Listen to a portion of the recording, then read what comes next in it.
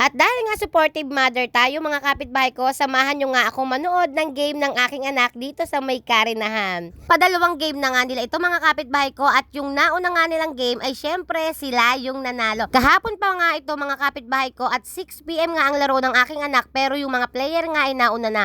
Kaya susunod na lamang kami sa Barangay Karinahan at sakay nga lamang kami ng tricycle. Pero ang inyong kapitbahay nga ay sa motor sasakay. Kaya hayad na mga kapitbahay ko, samahan nyo kaming manood ng laro ng aming mga anak, at nakarating na nga kami dito sa Barangay Karinahan.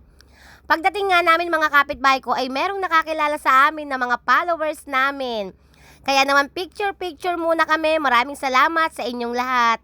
At dahil nga nagutom na kami at hindi pa nga nag-i-start ang game, ay bumili nga muna kami dito ng mainom at kaunting pagkain. At kapag ka nga ganitong may game ang aking anak, ay lagi talaga ako nagdadala ng tubig, pero hindi ko alam kung bakit ngayong araw nga ay hindi tayo nakapagdala. Buti na nga lang may tindahan. At kapag ka nga ganitong may game ang Barangay G's, ay hindi maaaring mawawala dyan ang aking mga kapitbahay. Kaway-kaway naman dyan. At kapag ka nga vlogger tayo mga kapitbahay ko, walang eme-eme. Kahit maraming nakatingin dyan, basta gusto kong mag-video. At yan nga, kaway-kaway din dyan sa batang ayan. Mega loud shoutout daw sa kanyang mama, kung sino man ang mama mo. At sa bahagi ng ito mga kapitbahay ko, meron pa rin nga dito mga taga Barangay G's na buo ang suporta. At ito nga yung aming driver na naligaw ng landas. At nandito naman din ang aking anak na hindi pa nag-uumpisa ay nakain na agad. Kainaman na, ang laki na agad ng gastos, hindi pa ako nasigaw dyan. At maya-maya nga lamang mga kapitbahay ko, makikita nyo na ang kanilang game at kung paano nila natambakan ang kalaban. O yan, sinabi ko na agad ha, panalo ang Barangay G's. At yan nga ang kanilang warm up.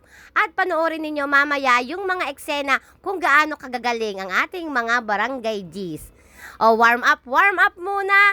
And let's start the game na. Ayan, agawan na ng bola mga kapitbahay ko.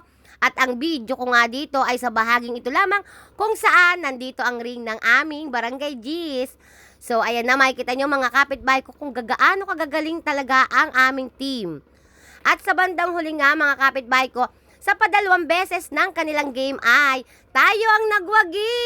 Napakagaling talaga, at sa bahaging yan, syempre, kasali ang aking anak. At hindi naman nasayang yung video ko mga kapitbahay ko, dahil tingnan nyo naman, shoot anak! O diba, number 23 yan. Baka number ko yan. Basta 23 sa Barangay G's, anak ko yan.